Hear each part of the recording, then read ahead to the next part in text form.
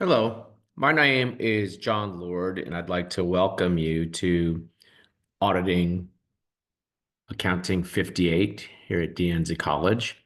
I'll be your instructor for this quarter, and I wanted to put together this welcome video just to give you an overview. I think you can see on the screen Canvas and walk through the syllabus just as a way of orienting you to the course so you know how to navigate things, talk about due dates, etc. So if you're watching this video, you probably found the welcome video, which would have a link here by the time I post this. And this will give you the information that you will really help to answer much of your questions as we begin our course. So I really am glad that you're watching this and you want to watch through this entire video to get a sense as to how we're going to move forward here in the next upcoming weeks. You can see that the syllabus is here and you can click on that and download that. I've already gone ahead and have it here on my desktop. And so you can see my information, my name, my telephone number, my email, and then of course this is a purely online class, office hours, and we hold the office hour via Zoom. And I encourage you to go ahead and take advantage of that office hour or take advantage of the contact information here for me. You're going to see when I go through our communication format here that I'm going to emphasize talking through some of the terms that we're going to be getting into in this class is a good way to help. And I always call it running it through the speech center of your brain to reinforce some of the materials we go through. You can see the textbook here. This is a McGraw-Hill product. And you can also see the link here to register for the course. Basically, I have put some questions up there in McGraw-Hill Connect that will help reinforce the material that we're going through as we get ready for our exams, etc. You can also order the textbook, although through the subscription that you would get here by following this link, and make sure you do register through this link. By doing this, you don't have to necessarily get the textbook because there is an ebook associated with that. This class is a little different than your typical accounting class. I think in most accounting classes, we're focusing more on the preparation of financial information on your accounting 1A, 1B, 1C here at DN. So we're talking about preparing using the information. Here now, we're more on the receiving end of the information. In other words, as an auditor, we will take the financial information that has been prepared by management and we'll be applying certain procedures to that information to ensure that the information was prepared in accordance with whatever the applicable framework is. In most of our discussion, we're going to be looking at the U.S. generally accepted accounting principles that have been promulgated by the Financial Accounting Standards Board for the most part, and seeing that the company prepared that information in accordance with those standards. But as auditors, as CPAs, potentially, and you may be looking at a CPA at some point in time, as a CPA, then we would come in and we would be looking at that information following generally accepted auditing standards, GAS, to see if indeed those statements were prepared in accordance with the applicable standards. If we're looking at a public company, then we would follow standards promulgated by the Public Company Accounting Oversight Board, PCAOB, very similar to general accepted auditing standards with some additional requirements, and seeing again that the company followed the standards for public companies. So that's sort of a 30,000 foot view of what we're doing here. And you can see that we've listed some of the course objectives along those lines. And I'll give you some time to go ahead and read through those. Communication plan. Again, as I'm mentioning here, the best way to get through this material is to watch the lectures. I've posted lectures up for each chapter. Watch the lectures. In the lectures, I go through and I give you practice exam material that you can look at that material, and then take a look at some of the things that are in the McGraw-Hill Connect. That is the best way to prepare for the exams, prepare for this class. Again, the other suggestion is that you do take advantage of the office hour, take advantage of my contact information. Sometimes folks are, hey, that's not the best time for me. And I think I do have a typo here that I'm going to fix right here as I go through this. The office hour, as you saw up there on the syllabus, is actually 10 to 11:30 on Thursdays. That's AM. Okay. And I do recommend that you take advantage of those. Okay. Because I do think that it is useful, okay, of that office hour, because I do think that it is useful to talk through some of these things with me, ask questions, that sort of thing. If you come into the office hour and you see that you're in the waiting room, you're like, hey, what's going on? It's probably because I have another student in there. And so it's just sort of like showing up at a brick and mortar office hour, and you knock on you come and the professor's in there with somebody else. You just wait and I'll let you in. Or you can also text me and say, hey, I'm in the office hour. I'm in the waiting room, and I'll give you a time as to when I think whoever I'm in there with will be done, and you can call me or return to the office hour at a later time. Okay. Again, I do think it is good to run that information through your speech center. And again, there's my phone number. That's my cell phone, so you could text that. And there's my Deanza email. Okay. You will hear from me periodically as the course goes forward. I'll be sending out reminders about exams. I'll also be giving you information about potential events that you may want to attend either on campus, or sometimes the CPA firms will, and they're very interested. You may not realize that they are very interested in meeting Deanne's students as you move forward, or as you're preparing for exams and CPA exam, that sort of thing, as you're embarking in your career, potentially in public accounting. Many of the firms like to meet with students, invite you to the office hour, that sort of thing. And so as those opportunities, I become aware of them, I will post those here in Canvas so that you can take a look at those things and have the opportunity to participate. Okay. Grading. We have really three exams in this class, two midterms, and what I call a final. But you'll see when I go through the detailed syllabus here, the final is really like a third midterm. It is not comprehensive, and it is the same as the other two exams, the two midterms, 100 points each for a total of 300. We will also have the guest speaker write-up. I'm going to show you where that is in Canvas in a second. You can do that on your own, although it is not due until the end of the course. As you see the grades, nothing surprising here. Most of my students live up in here, okay? The one thing that will cause you to potentially fall down is if you don't take an exam when it is scheduled, okay? So I'm going to let you know right now, if you do not take an exam, there's no makeup exams, that essentially is going to be a 0, and that will adversely, obviously, right, affect your grade. And then I always get a few students that don't turn in the guest speaker for some reason, and they end up getting a poor grade. Okay, and so I'm going to show you the due dates on those. Pay attention to those. I'll be sending out reminders, but it is your responsibility to know when the exams are and take those exams during the time that they're open. And I'll give you some more guidance on that here in a second. Okay. Plagiarism, don't cheat. There's no reason to cheat. There are no surprises on questions on the exam. They're very, very similar to what I cover in class as potential exam questions.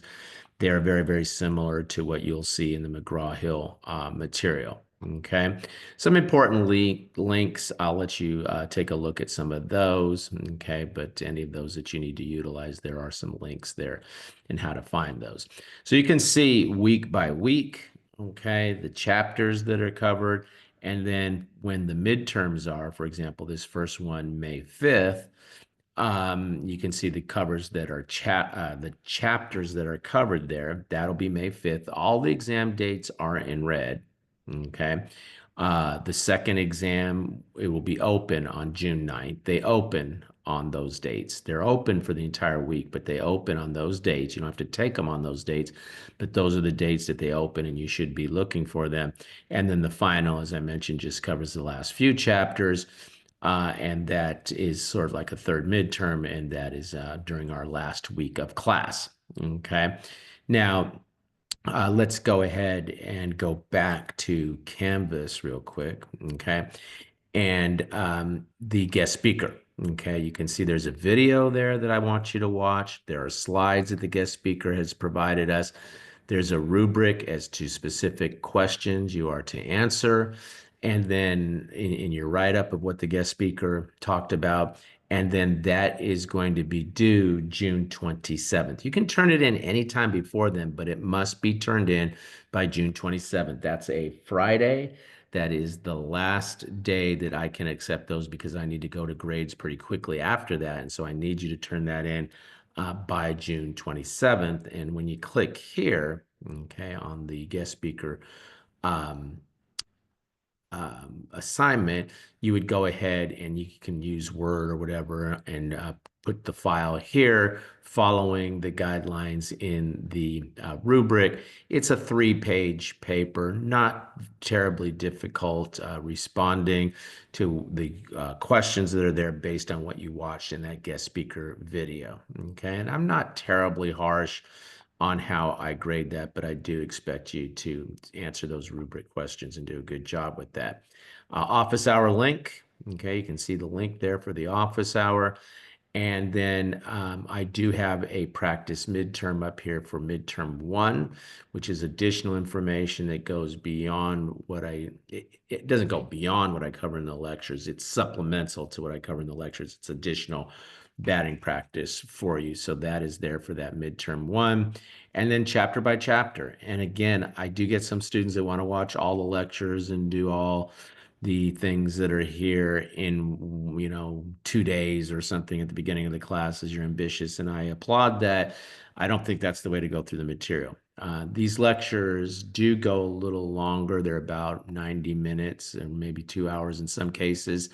If you get tired, fatigued of watching it, hit pause, write down the time when you stopped, and then come back and finish those over the course of the week. You don't have to watch them all at one time, but you do want to watch those week to week.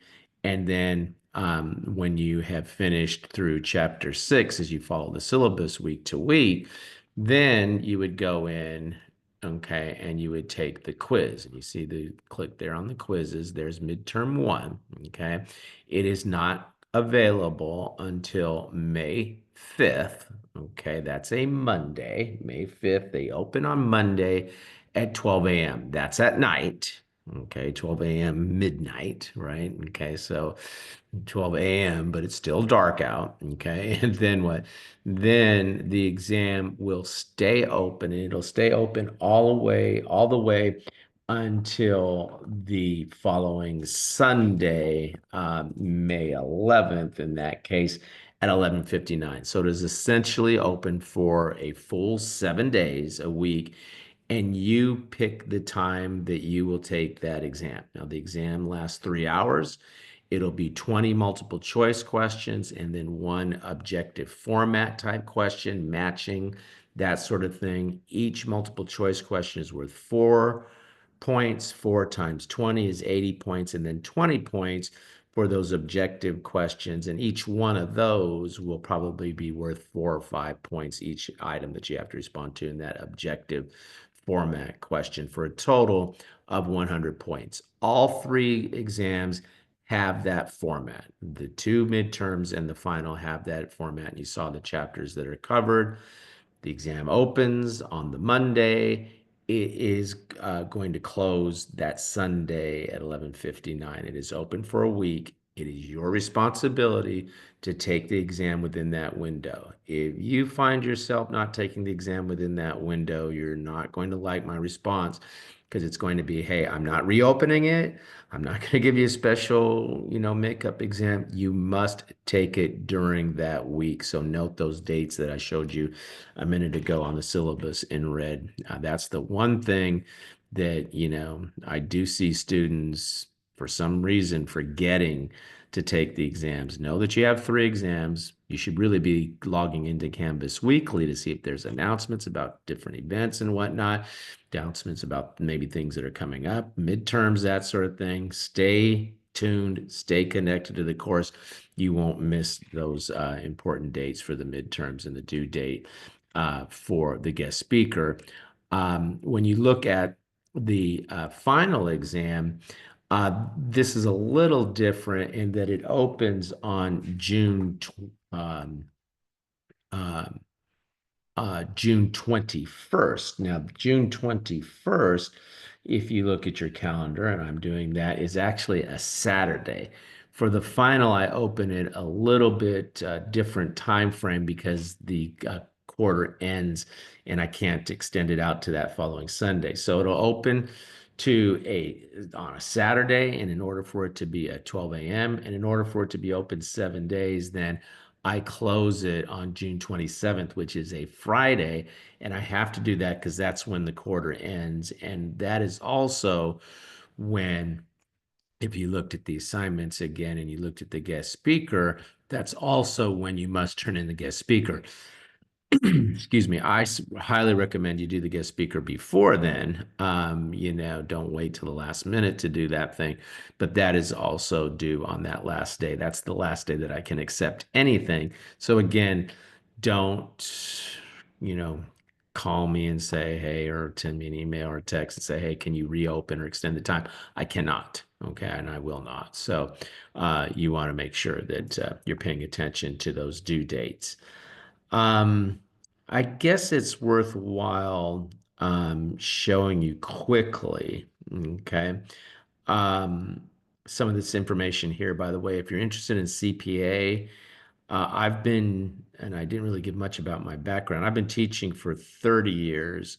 A great deal of that time has been spent preparing individuals for the CPA exam. So I have taught for Becker Professional Education. They're the biggest CPA review course in the world.